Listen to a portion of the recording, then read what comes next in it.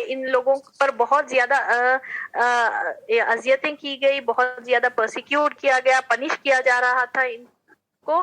پھر اب ہم آج اس کے بعد دیکھیں گے کہ نبی صلی اللہ علیہ وسلم کے ساتھ مشرکین کا کیسا رویہ تھا. جہاں تک رسول اللہ صلی اللہ علیہ وسلم کا تعلق ہے تو اللہ تعالیٰ نے آپ صلی اللہ علیہ وسلم کو ایسا رعب اور شرف اور وقار دے رکھا تھا کہ لوگ زیادتی کی جرت ہی نہ کر پاتے. مزید برآں کہ آپ صلی اللہ علیہ وسلم کو ابو طالب کی حمایت و حفاظت بھی حاصل تھی. وہ قریش کے ایک عظیم سردار تھے جن کی بات مانی جاتی تھی اور ان کی ذمہ داری کا احترام کیا جاتا تھا. اسے توڑنے کی جرت کسی میں نہ تھی. یہ بنو عبد مناف کی چوٹی کے انسان تھے اور قریش بلکہ سارا عرب اس خاندان کو عزت و احترام کی نظر سے دیکھتا تھا.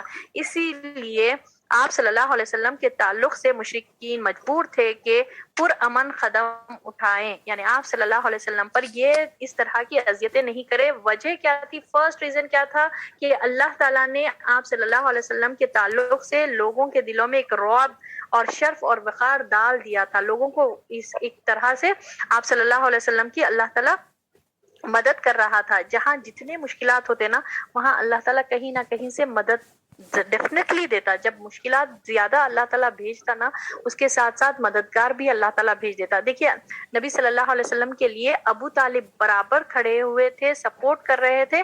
اور وہ کیسے شخص تھے؟ ایک تو پہلے تو عظیم سردار تھے اور ان کی بات کوئی کسی کی جرت نہیں تھی کہ ان کو جا کر ان کو فیس کرے یا پھر ان کو کسی بات پر ان کو وہ کرے، یہ روکے ٹوکے کچھ بھی نہیں. اور یہ بنو عبد مناف کے ایک چوٹی کے انسان تھے، یعنی اس قبیلے کے یہ بہت بڑے ریسپیکٹیبل مین تھے. اور یہ جو ہے نا آپ صلی اللہ علیہ وسلم کو پروٹیکٹ کر رہے تھے. کس طرح سے انہوں نے ابو طالب نے کیا کہا تھا کہ نبی صلی اللہ علیہ وسلم جب علانیہ دعوت شروع کرے تو محمد صلی اللہ علیہ وسلم کو انہوں نے کیا کہا تھا کہ میں تمہاری ہر طرح سے مدد کروں گا، تم کو جو حکم ملا تم کیے جاؤ، یہ انہوں نے کہا تھا. اور ہم دیکھتے بھی ہیں نا کہ جب کبھی بھی یہ ہر ایک کے ساتھ ہوتا، جہاں پر مشکلات ہوتے نا اللہ تعالیٰ وہاں پر ویسے مددگار بھی بھیجتے. ٹھیک ہے، ہم قرآن میں ہم لوگوں نے پڑھا یوسف علیہ السلام کو کتنا ٹف تھا کہ اپنے بھائی ان کو لے کر جا کر کنویں میں ڈال دیے. چھوٹے تھے، بچپن میں تھے، مگر اللہ نے کیسا قافلے کو بھیجا، کس طرح سے ان کو مصر میں اللہ تعالیٰ نے ٹھکانہ بنایا اور کیسے اللہ کی مدد آئی. پھر وہ بادشاہ کیسا نرم دل تھا، سبحان اللہ، کس طرح سے پھر پوزیشن ملا، یہ سب ہم لوگوں نے دیکھا. تو جہاں پر جیسے جیسے پرابلمز رہتے نا اللہ تعالیٰ ایسا نہیں ہے کہ جو اللہ پر ایمان رکھتا اللہ ان کو ایسے ہی چھوڑ دیتا. اللہ تعالیٰ ڈیفینیٹلی مددگار کا بھی اللہ ہی انتظام کرتا، بھیجتا سپورٹرز کو بھی. تو بہرحال کسی قریش کو ہمت نہیں تھی، ان کے پاس یہ نہیں تھا کہ وہ لوگ جو ہے نا آپ صلی اللہ علیہ وسلم کے ساتھ ایسا معاملہ کرتے جیسا دوسرے مسلمانوں کے ساتھ یہ لوگوں نے کیا، یعنی پرسیکیوٹ وغیرہ نہیں کرے. قریش اور ابو طالب کے درمیان گفتگو. قریش کے اشراف یعنی قریش کے بڑے لیڈرز ابو طالب کے پاس آئے اور ان سے کہا، اب وہ لوگ کیا کرے، بے چینی تو تھی ان کو، سمجھ میں نہیں آ رہا تھا کہ اس اسلام کی دعوت کو کیسے روکے. محمد صلی اللہ علیہ وسلم چاہے کتنا بھی ہنسی اڑا رہے ہیں، مذاق اڑا رہے ہیں، بحث اور کٹ حجتی کر رہے ہیں، روکنے کی کوشش کر رہے ہیں، مگر آپ صلی اللہ علیہ وسلم اتنا استقامت کے پہاڑ ہیں اور کیے جا رہے ہیں کام. تو یہ لوگ نے کیا کیا، ابو طالب کے پاس آئے، بڑے بڑے لیڈرز آئے اور آ کر کہے، آپ کا بھتیجا ہمارے خداؤں کو برا بھلا کہتا ہے، ہمارے دین پر عیب لگاتا ہے، ہمیں بے وقوف ٹھہراتا ہے اور ہمارے باپ داداؤں کو گمراہ کہتا ہے. لہٰذا یا تو آپ اسے روکیں، یہ ابو طالب کو ان لوگوں نے کہا، یا تو آپ اسے روکیں یا ہمارے اس کے بیچ سے ہٹ جائیں، کیونکہ آپ بھی تو ہماری ہی طرح اس سے الگ دین پر ہیں، ہم اس سے نپٹ لیں گے. دیکھیے سبحان اللہ، ان لوگوں کا بات کرنے کا انداز دیکھیے، ابو طالب کو بھی اپنی فیور میں لے رہے ہیں، کس طرح سے بول رہے ہیں. وہ آپ بھی تو نہیں مانتے نا اس کے دین کے، آپ ہیں چچا ہیں، اس کی کفالت کر رہے ہیں، مگر آپ جو ہے نا اس کی دین مان نہیں رہے ہیں، اس پر عمل نہیں کر رہے ہیں. تو لہٰذا آپ یا تو پھر آپ ہٹ جائیے بیچ میں سے، آپ جو اس کو سیکیورٹی دے رہے ہیں اسے ہٹ جائیے، یا پھر ہم اس سے نپٹ لیں. تو ابو طالب کو قریش کی دھمکی اور چیلنج. اچھا اس کے بعد کیا ہوا؟ جواب میں ابو طالب نے نرمی سے بات کی اور انہیں خوش اسلوبی سے واپس کر دیا، یعنی کہ ابو طالب نے کیا کیا کہ ان سے اچھی نرمی سے بات کی اور ان کو اچھے انداز سے ان کو واپس بھیج دیا۔ چنانچہ وہ واپس چلے گئے اور رسول اللہ صلی اللہ علیہ وسلم اللہ کے دین پر کھلم کھلا کاربند رہ کر اس کی تبلیغ کرتے رہے۔ یہاں پر آپ صلی اللہ علیہ وسلم کا کیا معاملہ تھا؟ آپ صلی اللہ علیہ وسلم استقامت کے ساتھ کھلا دین کی تبلیغ کرتے ہی رہے۔ ابو طالب کو قریش کی دھمکی اور چیلنج، مگر جب قریش نے دیکھا کہ نبی صلی اللہ علیہ وسلم اپنے کام اور اپنی تبلیغ میں لگے ہوئے ہیں تو وہ مزید صبر نہ کر سکے۔ انہوں نے باہم بڑی شکوے کیے، پھر ابو طالب کے پاس جا کر عرض گزار ہوئے، ابو طالب آپ ہم میں سب میں عمر رسیدہ ہیں، شرف و منزلت رکھتے ہیں، ہم نے آپ سے عرض کی تھی کہ اپنے بھتیجے کو منع کریں مگر آپ نے منع نہیں کیا۔ ہم بخدا یہ برداشت نہیں کر سکتے کہ ہمارے باپ داداؤں کو برا بھلا کہا جائے، ہمیں بے وقوف قرار دیا جائے اور ہمارے معبودوں پر عیب لگایا جائے، لہٰذا آپ یا تو انہیں منع کریں یعنی محمد صلی اللہ علیہ وسلم کو منع کریں، یا پھر ہم آپ کے اور اس کے دونوں کے مقابل اتر پڑیں گے اور اس وقت تک نہیں ٹلیں گے جب تک کہ ایک فریق کا خاتمہ نہ ہو جائے۔ دیکھیے ہوا یہ کیا، پہلے تو گئے قریش کے لوگ ابو طالب سے بات کرے، بولے کہ دیکھیے آپ اپنے بھتیجے کو سمجھائے، محمد صلی اللہ علیہ وسلم کو سمجھائیں کہ وہ ہمارے باپ دادا کو برا بھلا نہ کہیں اور ہم کو بے وقوف نہ ٹھہرائیں، ہمارے معبودوں کو عیب نہ لگائیں، یہ ان کو روکیں۔ تو جو ہے نا ابو طالب ان سے اچھی بات کر کے ان کو واپس بھیجا دیے۔ ادھر آپ صلی اللہ علیہ وسلم پھر وہی کام کر رہے ہیں تو ان لوگوں کو برداشت نہیں ہوا، یہ لوگ صبر نہیں کر سکے، پھر گئے جا کر ابو طالب کو کیا کرے، چیلنج کرے کہ ابو طالب کو بولے کہ دیکھیے ہم آپ کے پاس آئے تھے، ہم آپ کو سمجھائے، آپ کو بولے کہ آپ کے بھتیجے کو سمجھائے، منع کریں کہ یہ سب کام نہیں کریں، ہمارے باپ داداؤں کو برا بھلا نہ کہیں، ہم کو بیوقوف نہ ٹھہرائیں، ہمارے معبودوں پر عیب نہ لگائیں، مگر آپ کے بھتیجے تو یہ کام کیے جا رہے ہیں۔ اب ایسا نہ ہو کہ اب ہم کو اتنا برا لگ رہا ہے، اب ایسا ہوگا کہ اب ہم آپ لوگوں سے ٹکرائیں گے حتیٰ کہ دونوں میں سے ایک فریق کا خاتمہ ہو جائے، یعنی کہ اہل قریش کا خاتمہ ہو جائے اور ابو طالب اور محمد صلی اللہ علیہ وسلم ایک طرف ہو جائیں، تو دونوں میں سے کسی ایک کو ختم کر دیں گے، ایسا ہو جائے گا، یہ آ کر چیلنج کرے۔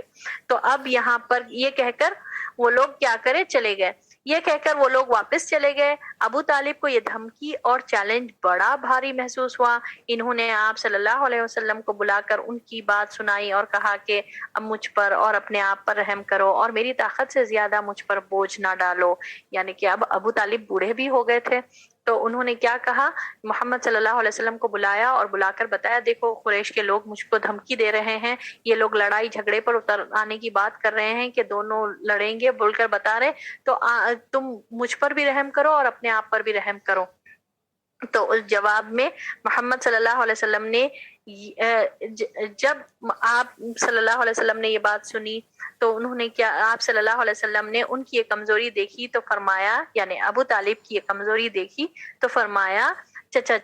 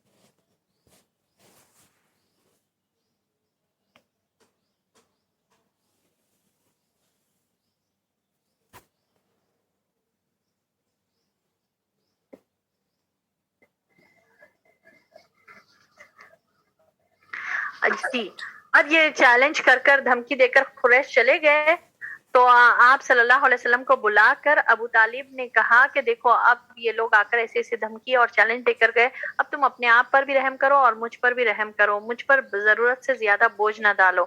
جب نبی صلی اللہ علیہ وسلم نے ان کی یہ کمزوری دیکھی، یعنی ابو طالب کی یہ کمزوری دیکھی، تو آپ صلی اللہ علیہ وسلم نے فرمایا،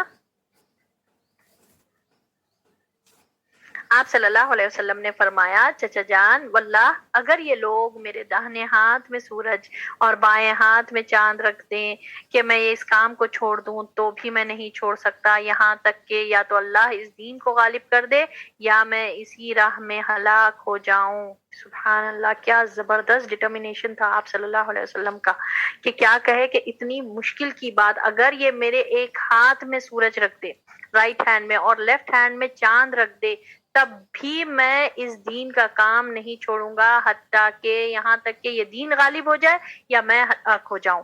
ایسی زبردست ڈٹرمینیشن، اتنی زبردست بات، چاہے حالات کچھ بھی ہو میرے کو اس کی پرواہ نہیں ہے۔ معنی کیا ہے اس کے کہ حالات کچھ بھی ہو میرے کو اس کی پرواہ نہیں ہے، میں جب تک کہ یہ دین غالب ہو جائے یا پھر میں ہلاک ہو جاؤں۔ اس کے بعد محمد آپ صلی اللہ علیہ وسلم کے آنسو نکل آئے اور آپ صلی اللہ علیہ وسلم رو پڑے۔ یہ دیکھ کر ابو طالب کی محبت اور قوت اور پلٹ آئی۔ انہوں نے کہا، بھتیجے جاؤ، جو کہنا ہو کہو، واللہ میں تمہیں کبھی بھی کسی بھی وجہ سے نہیں چھوڑ سکتا۔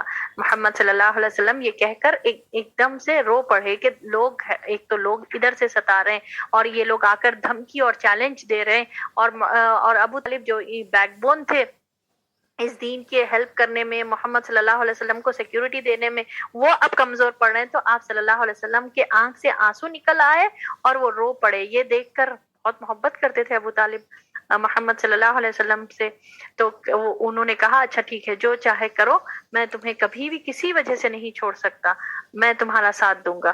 یہ ابو طالب نے کہا۔ قریش کی عجیب و غریب تجویز، ٹھیک ہے، قریش کی عجیب و غریب تجویز اور ابو طالب کا دلچسپ جواب۔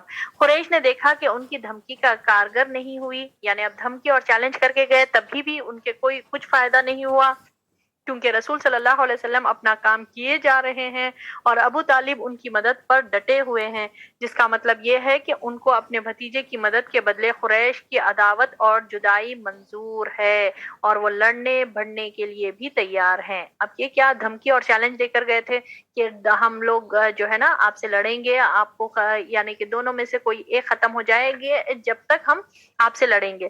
تو اب جب آپ صلی اللہ علیہ وسلم اپنا کام کیے جا رہے ہیں اور ابو طالب بھی برابر سیکیورٹی دے رہے ہیں، تو ان کو سمجھ میں آ گیا کہ یہ لوگ کو ٹھیک ہے لڑنا اور کے لیے تیار ہے، اور ان کو یہ منظور ہے کہ قریش کی دشمنی بھی منظور ہے اور قریش کی جدائی بھی منظور ہے، اور وہ لڑنے بھڑنے کے لیے تیار بھی ہے۔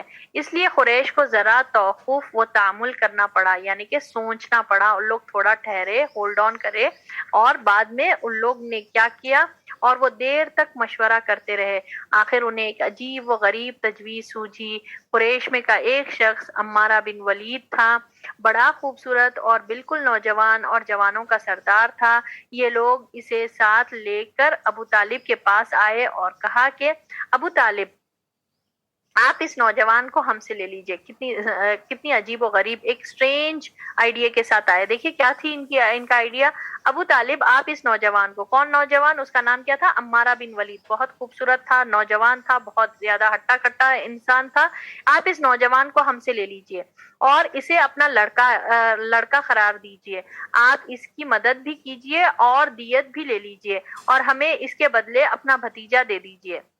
سبحان اللہ، یعنی ایک چال، ایک ایسی چال چلے، دیکھیے ایکسچینج کرنا چاہ رہے تھے، اور کیا بولے کہ آپ صلی اللہ علیہ وسلم کے بدلے میں اس شخص کو رکھ لیے، یہ بہت خوبصورت ہے، یہ بہت، اگر آپ کو ایسا شخص چاہیے تو یہ بھی خوبصورت ہے اور یہ بہت یعنی کہ نوجوان ہے، خوبصورت ہے، اور اس کو آپ رکھ لیجئے، اور اس کے بدلے میں ایکسچینج کرنا چاہ رہے تھے، اس کے بدلے میں محمد صلی اللہ علیہ وسلم کو ہم کو دے دیں جو آپ کے دین اور آپ کے باپ دادا کے دین کا مخالف ہے۔ دیکھیے اب یہاں پر ان کا طریقہ دیکھیے، پرومپٹ بھی کر رہے ہیں ابو طالب کو. دیکھیے وہ آپ کا دین اور آپ کے باپ دادا کا دین کا مخالف بھی ہے، اور جس نے آپ کی قوم میں پھوٹ ڈال رکھی ہے اور ان کے عقلوں کو بے وقوف قرار دے رکھا ہے، ہم اسے لے جا کر قتل کر دیں گے، بس یہ ایک آدمی کے بدلے ایک آدمی کا معاملہ ہوگا. ٹھیک ہے، ایک عجیب و غریب تجویز لے کر آئے، ایک عجیب و غریب آئیڈیا پلان بنا کر آئے کہ بول رہے ہیں کہ ایک خوبصورت آدمی کو پکڑ کے لائے، وہ جو سردار بھی تھا، ایک اچھا تھا، نوجوان بھی تھا، اس کا نام عمارہ بن ولید تھا. تو انہوں نے کہا کہ ایکسچینج کر لیں گے، آپ اس کو رکھ لو اور اس کے بدلے ابو طالب ہمارے کو جو ہے نا محمد صلی اللہ علیہ وسلم کو دے دو. ہاں آپ اس کو رکھ لیجئے، اس کے دیت کے پیسے بھی نہیں دیجئے، یہ بھی رکھ لیجئے، ہم لے کر جا کر جو ہے نا محمد صلی اللہ علیہ وسلم کو معاذ اللہ قتل کر دیں گے اور آپ اس کو کھلائیں پلائیں. تو ابو طالب کا کیا پیارا جواب تھا. دیکھیے ابو طالب نے کیا جواب دیا. انہوں نے کہا واللہ تم لوگ انتہائی برا سودا کر رہے ہو، مجھے تو تم اپنا بیٹا دیتے ہو کہ میں اسے کھلاؤں پلاؤں، اور مجھ سے میرا بیٹا یعنی محمد صلی اللہ علیہ وسلم مانگ رہے ہو کہ اس کو قتل کرو. واللہ اللہ کی قسم یہ کبھی نہیں ہو سکتا. انہوں نے کیا بہترین جواب دیا. اس سے کیا بات پتہ چلتی ہے کہ عقل اور حکمت یہ بھی اللہ کی طرف سے ہے کہ کس طرح سے جواب دینا. اگر ہم میں سے بہت سے لوگوں کو ایسے آفرز دیے جاتے کہ دنیا چاہیے یا آخرت چاہیے، تو ہم کس کو چوز کرتے اس سے پتہ چلتا. اب یہاں پر دیکھیے یہ ان کو ایک عجیب و غریب اور بالکل اوپن آفر تھا محمد صلی اللہ علیہ وسلم کے ذریعے. ایک تو محمد صلی اللہ علیہ وسلم کی کفالت کر رہے تھے ابو طالب اور بہت محبت کرتے تھے. اگر آپ کو واقعی میں ایسا چاہیے تو ہمارے پاس بھی ایک ہے، یہ نوجوان کو رکھ لیجئے اور بدلے میں محمد صلی اللہ علیہ وسلم کو دے دیجئے، ہم ہے نا ایکسچینج کر کر ہم محمد صلی اللہ علیہ وسلم کو معاذ اللہ قتل کر دیں گے. اور یہ جو پرابلم ہو رہا آپ بھی دیکھ رہے ہیں، آپ کے بھی دین کو پرابلم ہو رہا، آپ کے باپ دادا کے دین کو بھی جو ہے نا محمد صلی اللہ علیہ وسلم پرابلم کر رہے ہیں، اور کتنے فساد ہو رہے ہیں یہ پورا سوسائٹی میں، جو یہ معاشرے میں ایک فساد ہی ہو رہا.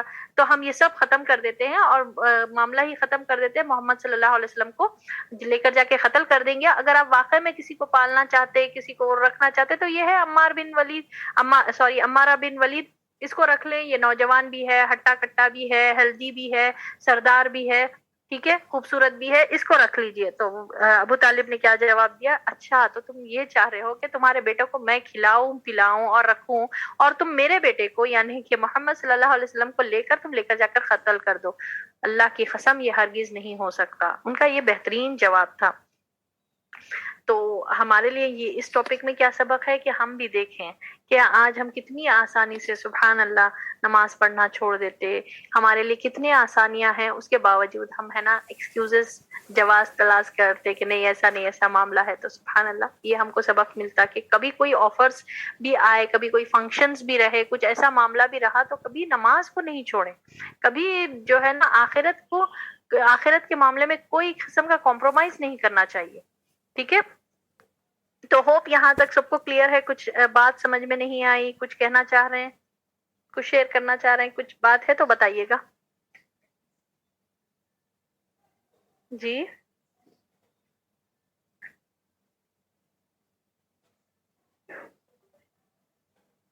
جی، کسی کو کچھ بولنا ہے؟ میری آواز آ رہی؟ الحمد للہ سمجھ میں آ گیا. ہاں چلیے الحمدللہ بفضل اللہ.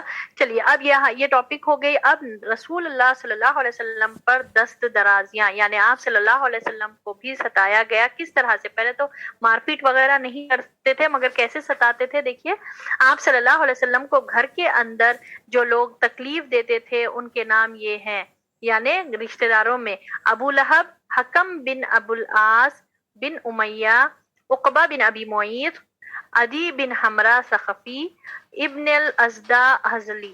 ٹھیک ہے، یہ وہ لوگ ہیں، یہ سب آپ صلی اللہ علیہ وسلم کے پڑوسی تھے، آس پاس میں رہتے تھے آپ صلی اللہ علیہ وسلم کے. فرسٹ ابو لہب کے بارے میں تو ہم کو معلوم ہے، کٹر دشمن، یہ آپ صلی اللہ علیہ وسلم کا سگا چچا تھا. اور باقی یہ جتنے بھی نام لیے گئے یہ سب پڑوسی تھے.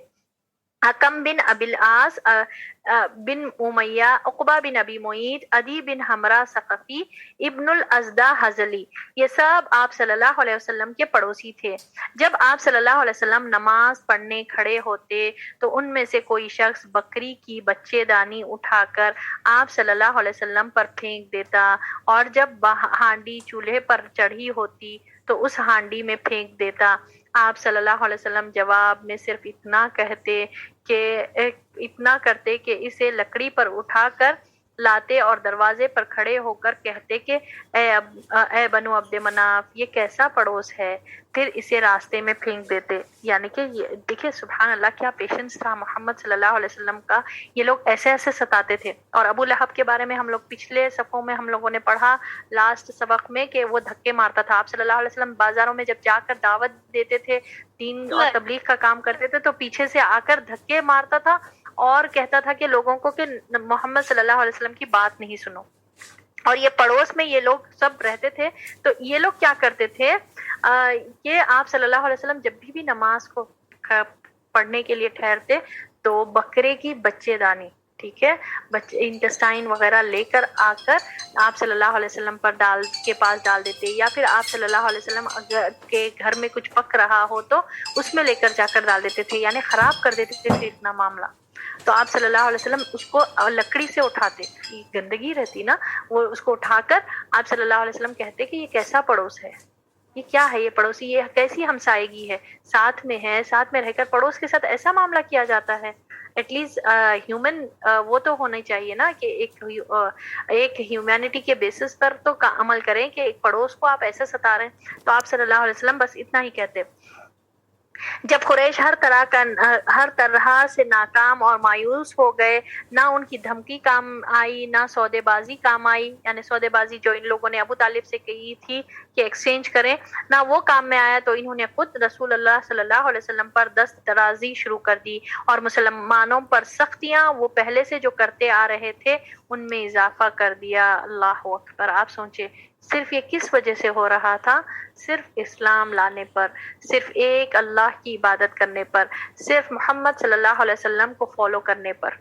ان لوگوں کے ساتھ کیا کیا جا رہا تھا کہ سختیوں کو اور زیادہ بڑھا دیے، جو پنشمنٹ جو پیچھے ہم لوگوں نے کل سبق میں پڑھا تھا کہ کس طرح سے وہ جو زنجیریں پہنائے جاتے تھے، جو مارا جاتا تھا، اتنا زیادہ مارا جاتا تھا، کسی کو کے بال نوچے جا رہے ہیں، کسی کو کوئلوں پر لٹایا جا رہا ہے، کسی کو جو ہے نا پانی میں ڈبا کر مارا جا رہا ہے، تپتی ہوئی ریت میں لے کر جا کر لٹایا جا رہا ہے، تپتی جو ہے نا ابہا میں، یعنی کہ ایک وادی کا نام تھا، وہاں پر لے کر جا کر گرمی میں تپایا جا رہا کسی کو، ٹھیک ہے، کسی کے اوپر سرخ پتھر، بڑا سا پتھر لا کر، وزن گرم پتھر لا کر رکھ دیا جا رہا ہے سینے پر۔ اور مگر یہ لوگ کیا کریں، یہ سختیاں بھی بڑھا دیے اور محمد صلی اللہ علیہ وسلم پر ان لوگوں نے دست درازیاں شروع کر دی، یعنی ستانا شروع کر دیا۔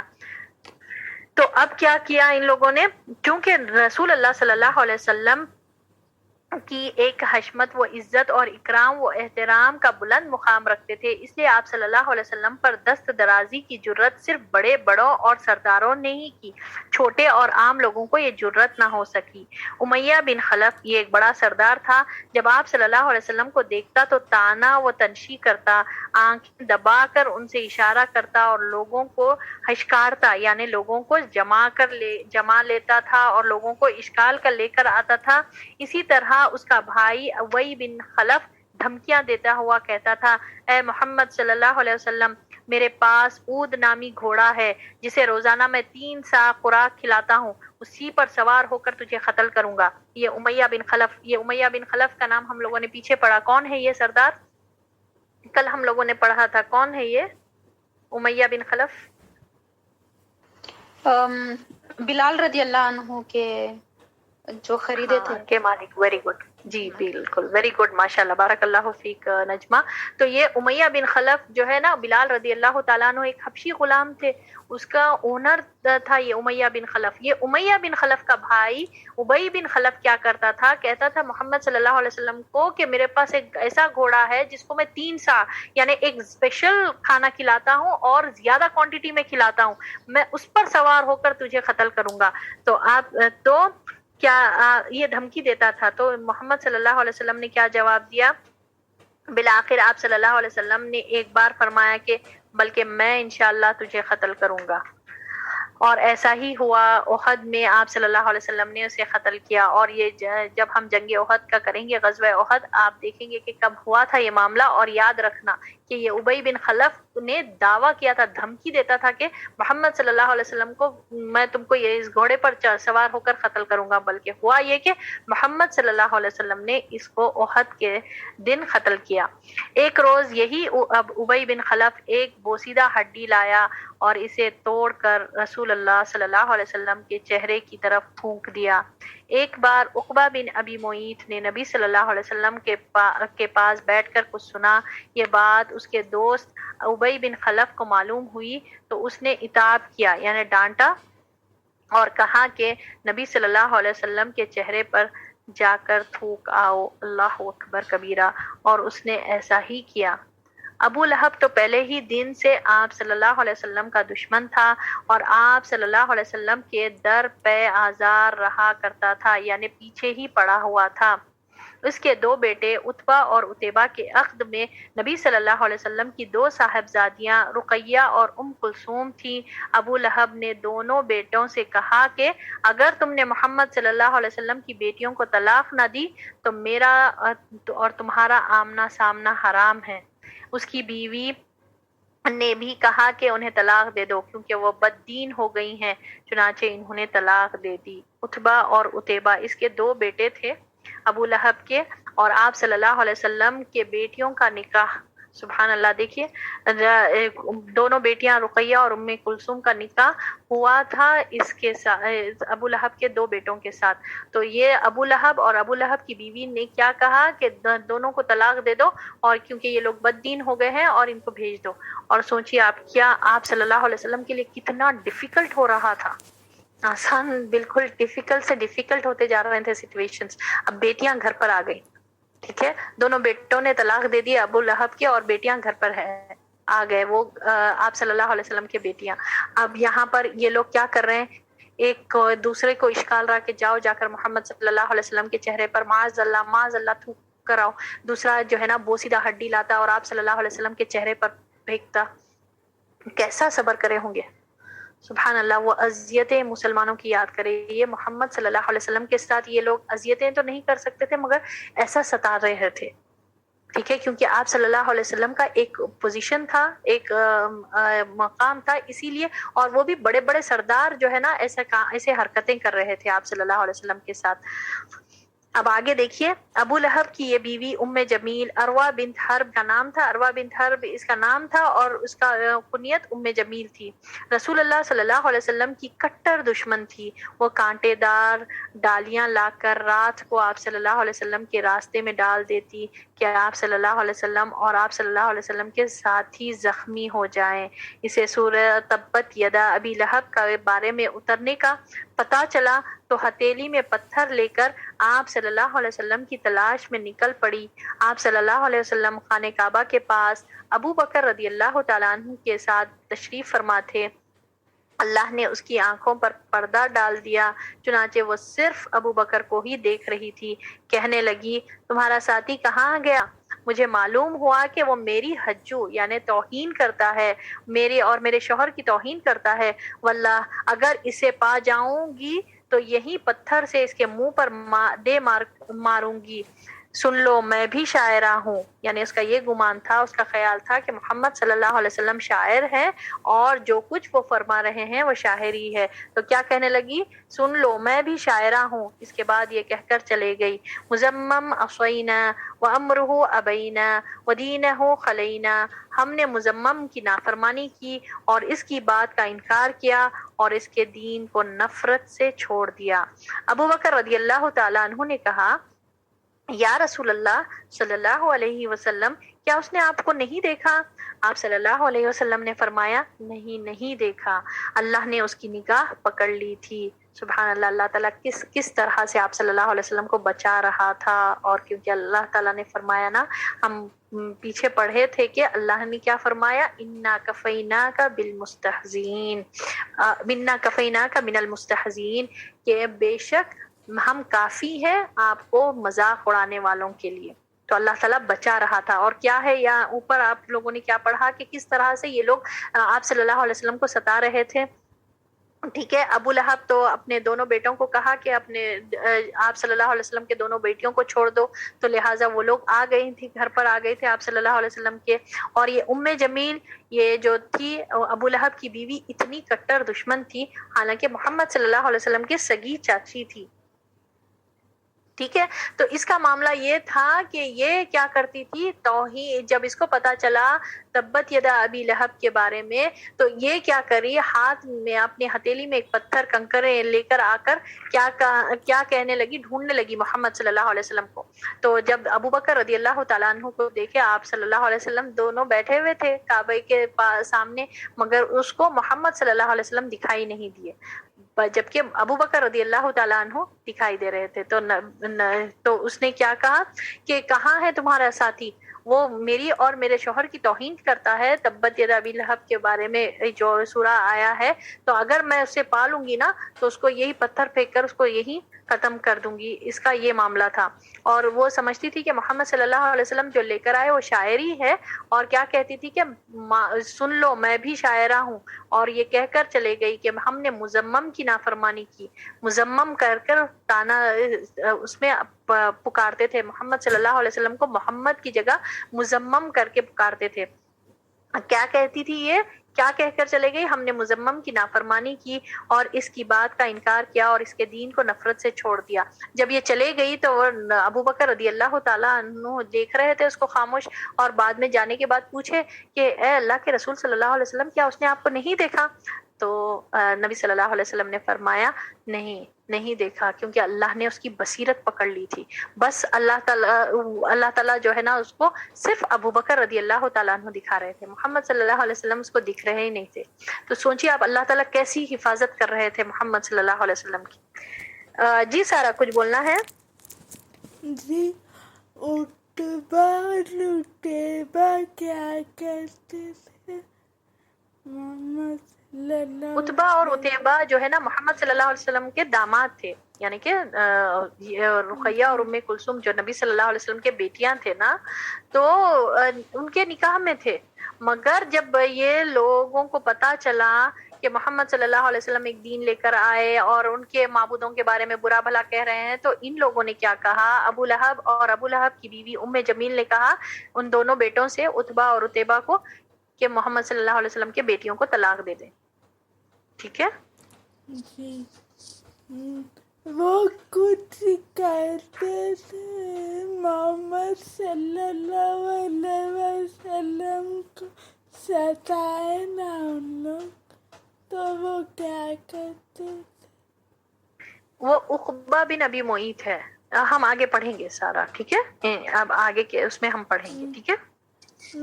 جب سے کچھ بولے نہ کہ تھوکتے تھے. وہ عقبہ بن ابی معیط ہے, وہ عقبہ بن ابی معیط الگ ہے, وہ ایک سردار تھا, وہ بھی ایک. ٹھیک ہے. لوگ میم ابو لہب کے دو بیٹوں کا نام کیا میم؟ ابو لہب کے دو بیٹوں کا نام اتبا اور اتیبہ. لوگ نہیں ستاتے تھے.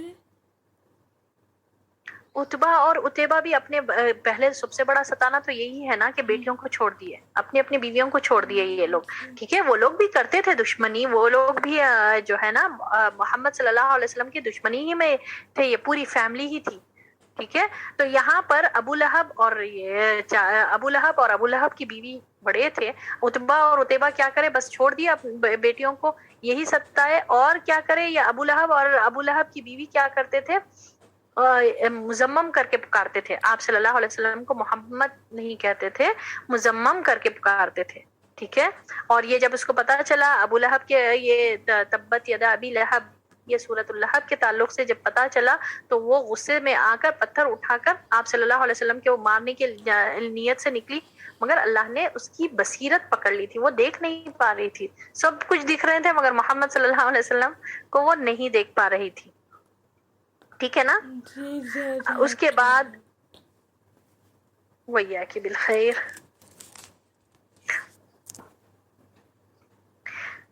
قریش نے نبی صلی اللہ علیہ وسلم کو گالی دینے اور برا بھلا کہنے کا ایک اور طریقہ بھی ایجاد کر رکھا تھا کہ وہ آپ صلی اللہ علیہ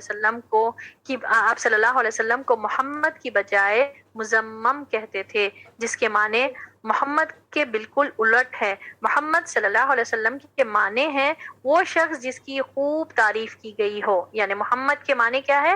ایسا شخص جس کی خوب تعریف کی گئی ہو، اور مزمم کے معنی ہیں وہ شخص جس کی خوب برائی کی گئی ہو۔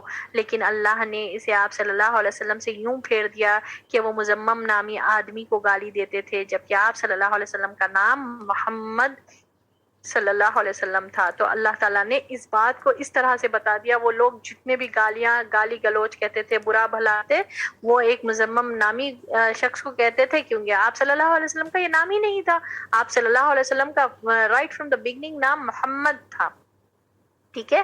اخنس بن شریق سخفی بھی آپ صلی اللہ علیہ وسلم پر زیادتیاں کرتا تھا، اور ابو جہل کا کیا کہنا کہ اس نے اللہ کی راہ سے روکنے کا بیڑا اٹھا رکھا تھا۔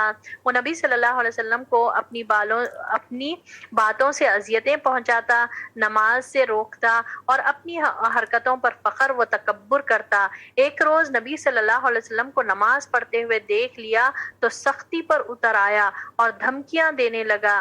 آخرکار آپ صلی اللہ علیہ وسلم نے اسے ڈانٹ دیا اور گلے کے پاس کے کپڑے سے پکڑ کر جھنجھوڑتے ہوئے فرمایا، سورۃ القیامہ کی آیت ہے یہ، اعوذ باللہ من الشیطان الرجیم، اولا لک فاولا ثم اولا لک فاولا، تیرے لیے خرابی در خرابی ہے، پھر تیرے لیے خرابی در خرابی ہے۔ یعنی آپ صلی اللہ علیہ وسلم کو اتنا ستاتا تھا یہ، آپ صلی اللہ علیہ وسلم کو جب خانہ کعبہ کے سامنے نماز پڑھتے تو وہ دھمکیاں دیتا، ڈراتا، ستاتا تھا، بار بار ٹوکتا تھا۔ تو آپ صلی اللہ علیہ وسلم ایک دن اس کو پکڑے، اس کا جو ہے نا اطراف میں جو کپڑا پہن کر رہتا، گلے کے پاس کے کپڑے کو پکڑ کر جھنجھوڑتے ہوئے کہا، اولا لک فاولا ثم اولا لک فاولا، یہ سورۃ القیامہ کی آیت ہے، تیرے لیے خرابی در خرابی ہے، پھر تیرے لیے خرابی در خرابی ہے۔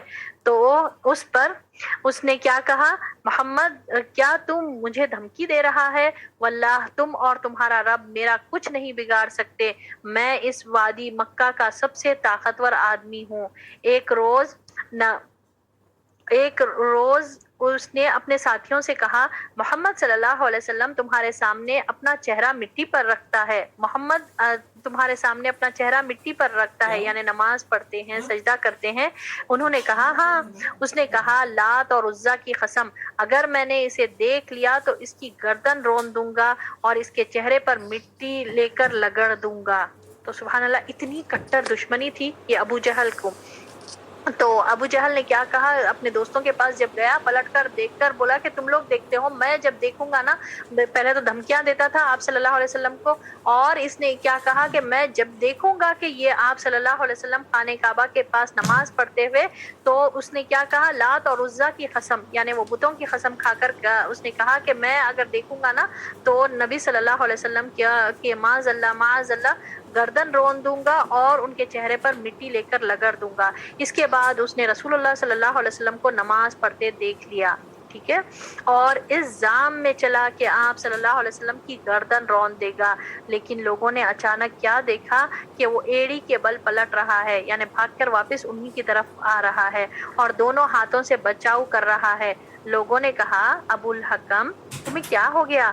کہنے لگا، میرے اور اس کے درمیان آگ کی ایک خندق ہے اور ہولناکیوں اور پروں کے بازو ہیں۔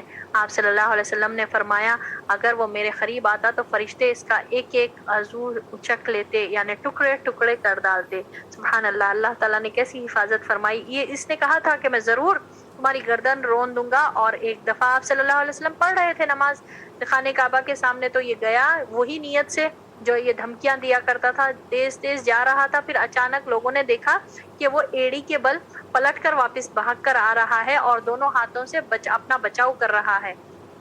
تو لوگوں نے پوچھا کیا ہوا ابو الحکم؟ اچھا یہاں پر دیکھیے، ابو الحکم، اس کا نام ابو جہل تھا، یہ جو ہے نا اس کا نام ایکچوئل میں اس کا نام عمر تھا، ٹھیک ہے، اس کا نام عمر تھا، اور اس کو لوگ اس کی نالج کی وجہ سے اس کو جو ہے نا ابو الحکم کہہ کر پکارتے تھے۔ یعنی کہ بہت زیادہ انٹیلیجنٹ تھا، حکمت بھری باتیں کرتا تھا یہ جو ابو جہل تھا، مگر بعد میں جب اس نے اس دین کو نہیں سمجھا، حق کو نہیں پہچانا، تو اللہ کے رسول صلی اللہ علیہ وسلم نے اس کا نام ابو الحکم کی بجائے ابو جہل رکھ دیا، اور تب سے اس کو ابو جہل ہی کہہ کر پکارتے ہیں۔ تو لوگوں نے کہا ابو الحکم کیا ہوا، کیوں ایسے بھاگ کر آ رہے ہو؟ تو اس نے کیا کہا کہ میرے اور اس کے درمیان آگ کی ایک خندق ہے۔ حالانکہ یہ وٹنس کرا، یہ دیکھا، یہ سمجھ گیا کہ کس طرح آپ صلی اللہ علیہ وسلم سچے ہیں اور اللہ تعالیٰ کس طرح آپ صلی اللہ علیہ وسلم کی حفاظت کریں، مگر پھر بھی اکڑ، تکبر اور فخر اس کو آگے بڑھنے نہیں دیا، اور اس نے کیا کہا کہ خندق ہے اور ہولنا کیا اور پروں کے بازو ہیں۔ آپ صلی اللہ علیہ وسلم نے فرمایا اگر وہ میرے قریب آتا تو فرشتے اس کے ایک اعضاء کے یعنی ایک پارٹ کے ٹکڑے کر دیتے، یعنی ٹکڑے ٹکڑے کر دیتے۔ ایسے ہی بدبختی عقبہ بن ابی معیط کے بھی حصے میں آئی۔ یہ عقبہ بن ابی معیط اس سے پہلے بھی جو ہے نا، اس کا دوست جو تھا ابی بن خلف، اس کو کہا کہ جا کر محمد صلی اللہ علیہ وسلم کے چہرے پر تھوک کر آؤ، تو یہ عقبہ بن معیط کرا تھا۔ یہ اتنے کٹر دشمن تھے۔ اور کیا کیا اس نے؟ ایسی ہی بدبختی عقبہ بن ابی معیط کے حصے میں آئی۔ ایک بار آپ صلی اللہ علیہ وسلم بیت اللہ کے پاس نماز پڑھ رہے تھے اور ابو جہل اور اس کے ساتھی بیٹھے تھے۔ اتنے میں باز نے باز سے کہا کون ہے جو فلاں کے اونٹنی کی اوجھڑی لائے اور جب محمد صلی اللہ علیہ وسلم سجدہ کریں تو ان کی پیٹھ پر ڈال دیں۔ اس پر قوم کا بدبخت ترین شخص یعنی عقبہ بن ابی معیط اٹھا اور اوجھڑی لا کر انتظار کرنے لگا۔ جب آپ صلی اللہ علیہ وسلم نے سجدہ کیا تو دونوں کندھوں کے بیچ میں ڈال دیا، پھر وہ ہنسی کے مارے ایک دوسرے پر گرنے لگے۔ ادھر آپ صلی اللہ علیہ وسلم سجدے میں ہی رہے، سر نہ اٹھایا، یہاں تک کہ حضرت فاطمہ رضی اللہ تعالیٰ عنہا آئی اور آپ صلی اللہ علیہ وسلم کے پیٹھ سے اوجھڑی اٹھا کر دور پھینک دی۔ تب آپ صلی اللہ علیہ وسلم نے سر اٹھایا اور فرمایا اللہم علیک بقریش، اے اللہ تو قریش کو پکڑ لے۔ سبحان اللہ۔ یہاں دیکھیے یہ آپ صلی اللہ علیہ وسلم بالکل اوپنلی نماز پڑھ رہے تھے، یہ لوگ بیٹھے ہوئے تھے، عقبہ بن ابی معیط اور یہ ابو جہل، یہ سب لوگ بیٹھ کر باتیں کر رہے تھے، تو آپ صلی اللہ علیہ وسلم اپنی نماز پڑھنا شروع کرے۔ وہاں پر آ کر تو ان لوگوں میں سے ایک نے ایک کو چیلنج کیا کہ کون ہے جو وہ جو اونٹنی کی اوجھڑی کس کو کہتے ہیں؟ پلاسنٹا، یعنی کہ جب ڈیلیوری ہوتی تو وہ جو ویسٹ چیزیں نکلتی ہے بچہ پیدا ہونے کے بعد، جو ویسٹ چیزیں نکلتے وہ پھینک دیا جاتا۔ سوچئے بہت گندگی کی چیز ہے یہ، اس سے خون ٹپک رہا ہوگا، گندگی تھی وہ جو کچرے میں پھینک دیتے، وہ اٹھا کر لے کر آ کر آپ صلی اللہ علیہ وسلم جب سجدہ کر رہے ہیں، سجدے کی حالت میں تھے، کھڑ کر دیکھ رہے تھے کہ کب آپ صلی اللہ علیہ وسلم جھکے تو یہ کریں۔ جب آپ صلی اللہ علیہ وسلم سجدے میں گئے تو لا کر آپ صلی اللہ علیہ وسلم کی گردن پر ڈال دیے، اور ڈال کر ایک دوسرے ایسا ہنس رہے تھے اور ایک دوسرے پر گر رہے تھے ہنس کر۔ امیجن کریے، ہماری امیجنیشن میں آپ سوچے، ہمارے پاس کوئی ایسے ٹاسک نہیں ہے۔ اللہ اکبر کبیرہ، اللہ اکبر کبیرہ، کیسی گندگی، کیسا خون ٹپک رہا تھا، اور آپ صلی اللہ علیہ وسلم سجدے سے اٹھے ہی نہیں، اور یہ لوگ ادھر ہنس رہے ہیں۔ کتنا پیشنس رہتا، سوچیے آپ صلی اللہ علیہ وسلم کے پاس کیا پیشنس لیول تھا ہوگا۔ آپ اور ہم برداشت ہی نہیں کرتے، یا تو فوری سجدے میں سے اٹھ جاتے تھے ہوں گے، یا پھر ان کو اٹھ کر پلٹ کر مارنے یا وہ کچھ کرنے جاتے۔ ادھر یہ لوگ حرکت کر کے بھی سبحان اللہ ہنس رہے تھے یہ لوگ۔ اور سبحان اللہ، آپ صلی اللہ علیہ وسلم کی عبادت کا وہ دیکھیے، استقامت کی وہ دیکھیے کہ آپ صلی اللہ علیہ وسلم جو ہے اپنے سجدے میں ہی رہے، یہاں تک کہ فاطمہ رضی اللہ تعالیٰ عنہا جو آپ صلی اللہ علیہ وسلم کی لخت جگر ہے، چھوٹی بیٹی ہے، بھاگ کر آئے، آ کر وہ چیز کو اٹھا کر پھینک دیے، تب صلی اللہ علیہ وسلم اپنا سجدے میں سے سر اٹھاتے۔ کیا اس سے ہم کو سمجھ میں آتا ہے؟ یہ سب پڑھنے کا مقصد کیا ہے کہ یہ دین آسانی سے نہیں پہنچا ہمارے پاس۔ ہم کو اللہ کا کتنا شکر ادا کرنا چاہیے کہ ہمارے ماں باپ مسلمان ہیں تو ہم بھی مسلمان، ہمارے آبا و اجداد مسلمان تو ہم بھی مسلمان، ایک تحفے کی طرح مل گیا تو چلو ٹھیک ہے، بس پڑھ لیے، نماز پڑھنے کے لیے پڑھ لیے۔ اور یہاں پر سوچیں وہ گندگی کتنی غلاظت کی چیز ہے، وہ چیز جو گردن پر ڈال دی گئی۔ کپڑے خراب ہونا تو دور کی، وہ تو بات اور ہے، مگر جسم کو وہ گندگی لگ رہی، خون کیسا خراب وہ رہتا، وہ کچرے میں جو ڈال دیا جاتا وہ چیز لا کر ڈال دینا۔ اور دوسری طرف وہ لوگ ہنستے کھڑنا. سبحان اللہ. اور ہم سوچے نا یہ چیز کو، ہم سوچے اور امیجن کریں یہ چیز کتنا حد سے زیادہ یہ معاملہ گزر جا رہا تھا، اتنا زیادہ یہ لوگ ستا رہے تھے. وہ تو الگ، تانا کشی الگ، چلتے پھرتے تانا مارنا، ستانا، کاہن کہنا، یہ تو چل رہا تھا. اس کے ساتھ ساتھ اور ایسی طرح سے ستانا. پھر پڑوس والے جو ہے پڑوس میں گھر کو گئے تو یہ حرکتیں، چاچی کے یہ حرکتیں کہ وہ رات میں جب لے کر آ کر کانٹے دار جو ہے لا کر کانٹے دار درخت لا کر نبی صلی اللہ علیہ وسلم کے گھر کے پاس رکھ دیتے تاکہ آپ صلی اللہ علیہ وسلم جب نکلے تو پیر زخمی ہو جائے. پھر وہاں سے آپ صلی اللہ علیہ وسلم یہاں پر آتے تھے نماز پڑھنے کے لیے تو یہ ایسے قسم کا ستانا. ابو جہل کے ایسے حرکتیں. تو سبحان اللہ، اب جب حد سے گزر گیا تو آپ صلی اللہ علیہ وسلم نے دعا فرمائی کہ اللہم علیک بقریش، اے اللہ تو قریش کو پکڑ لے. یہ بد دعا ان پر شاق گزری کیونکہ ان کا عقیدہ تھا کہ اس شہر میں دعا قبول ہوتی ہے. پھر آپ صلی اللہ علیہ وسلم نے ایک ایک شخص کا نام لے کر بد دعا کی، اے اللہ فلاں کو پکڑ لے اور فلاں کو. اور ہوا بھی یہی کہ یہ سب کے سب آئندہ بدر کی لڑائی میں مارے گئے. اللہ نے ان کے ساتھ ایسا ہی معاملہ کیا. رسول اللہ صلی اللہ علیہ وسلم سے استہزاء کرنے والے 5 بڑے بڑے لوگ تھے. ولید بن مغیرہ مخزومی. ولید بن مغیرہ کا پیچھے ہم لوگوں نے پڑھا سورۃ المدثر میں، اس کا ذکر آیا تھا کہ کس طرح سے اس کے پاس لوگ آئے تھے اور ڈسکشن کرنے کے لیے کہ حج کا سیزن آ رہا تو کیا کریں گے. تو اس نے کہا تھا کہ جادوگر ہے کہہ دیں گے. تو ولید بن مغیرہ، اسود بن عبد یغوث زہری، ابو زما اسود بن مطلب ازدی، حارث بن قیس خزائی، عاص بن وائل سہمی، ان کے بارے میں اللہ تعالیٰ نے رسول صلی اللہ علیہ وسلم کو بتلایا کہ ان کے شر سے بچاؤ کے لیے تنہا اللہ آپ صلی اللہ علیہ وسلم کو کفایت کرے گا، یعنی اللہ کافی ہو جائے گا. پھر ہر ایک پر ایسی بلا نازل کی جو عبرت و نصیحت سے بھرپور تھی. چنانچہ ولید بن مغیرہ کو چند سال پہلے سے تیر کی ایک خراش لگی ہوئی تھی جو بالکل معمولی تھی، مگر جبرائیل علیہ السلام نے اس خراش کے نشان کی طرف اشارہ کر دیا اور پھوٹ پڑی اور کئی سال اذیت و تکلیف پہنچنے کے بعد جان لیوا ثابت ہوئی، یعنی اس کی موت واقع ہو گئی.